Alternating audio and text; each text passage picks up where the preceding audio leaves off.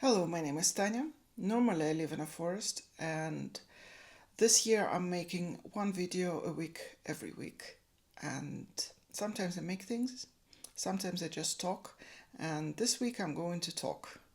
And the thing that I am going to talk about is silence and my complicated relationship with silence and how it changed over the years. I don't remember a lot about my childhood years, but I can tell with certainty that as soon as I got my first audio cassette player, music became everything to me.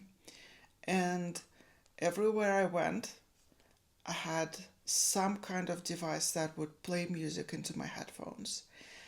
I didn't go outside without it.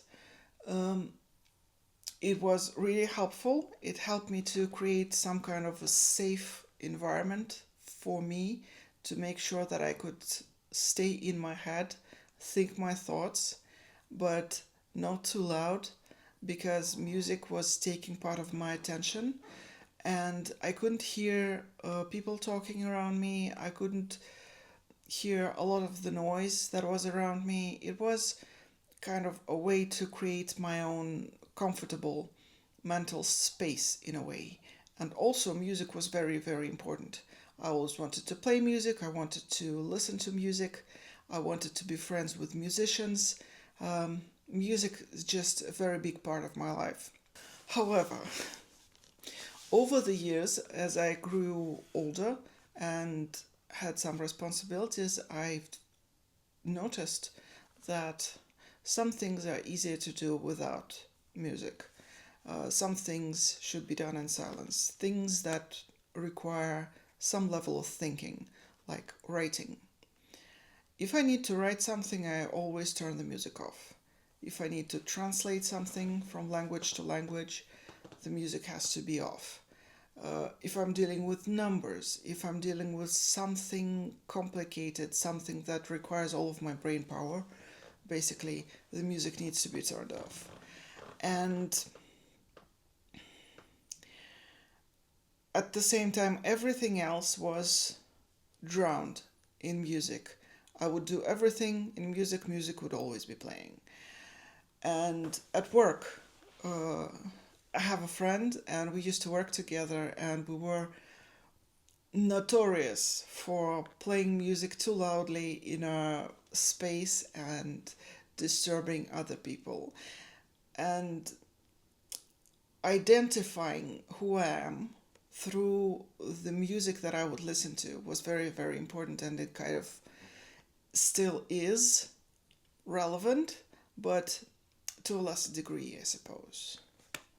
The next thing that started happening in silence was walking the dogs, because it requires some kind of attention to the surroundings. I was fine walking alone with music, but I had to make sure that I could hear what's going on when I was walking the dogs. And gradually, I've started to leave my music at home more and more often.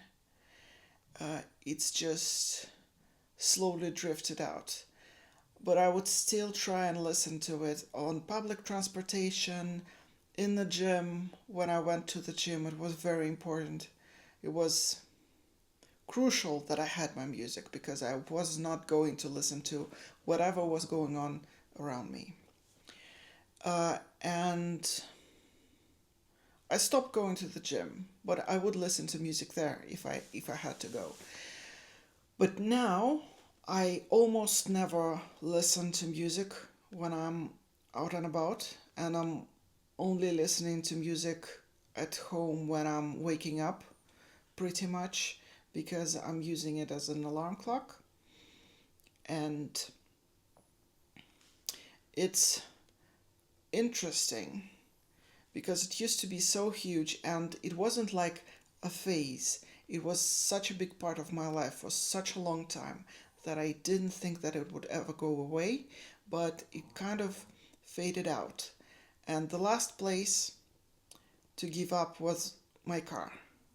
Because when I was a child, 30 years ago, the road to our summer house, Dacha, the place where I currently live, was horrible. It was just very, very scary, very sketchy. And whenever the road got really bad, my mom would turn off the radio in the car. And I have this very vivid connection in my head that when the car is silent, it means that something sketchy is going on. So I would never turn off the music in my car. But in almost a year ago, I had to change my vehicle, and I used to have a very nice Fiat um, with a very good sound system, and I could connect my phone to it. I could connect an iPod to it. It was beautiful, and the sound was very good. And I enjoyed my time in the car thoroughly. I would sing, I would scream, I would listen to it. It was great. But the car that I have now has a terrible sound system.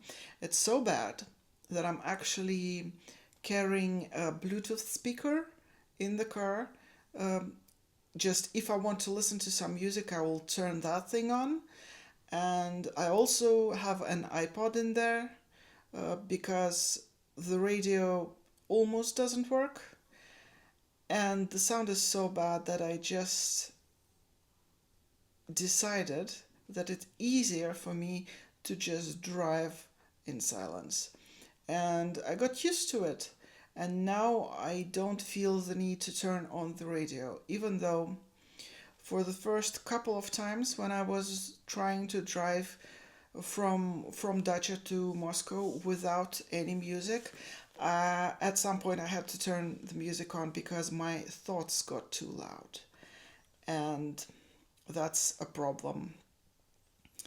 And I've realized that one of the things that music helped me to avoid is my own brain because my thoughts can get too loud. And sometimes it helps me to cut off some sounds that I don't want to be hearing because they're too distracting. Like we have a ticking clock in the kitchen here, and it's so loud I can hear it from any part of the flat. And when I have the music on, I cannot hear the clock. But I cannot ignore the clock if I start hearing the clock.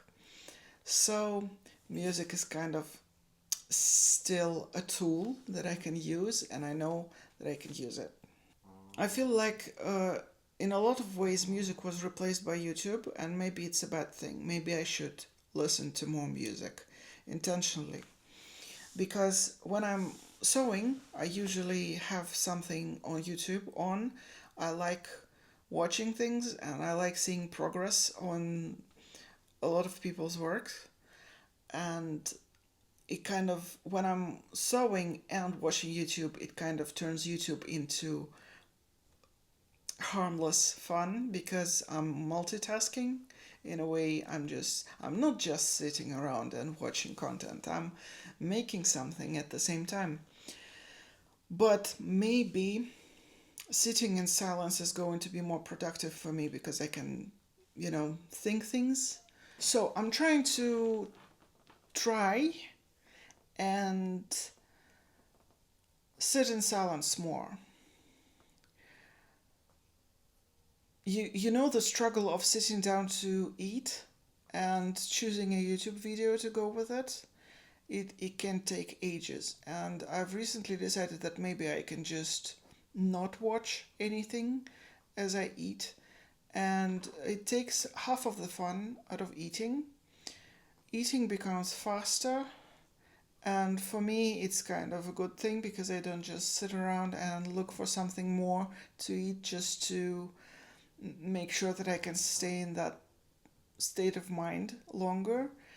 And the thoughts that I had in my head, very, very loud and annoying thoughts in the beginning of this experiment, I can tell that they got more silent. I kind of got more used to sitting with myself.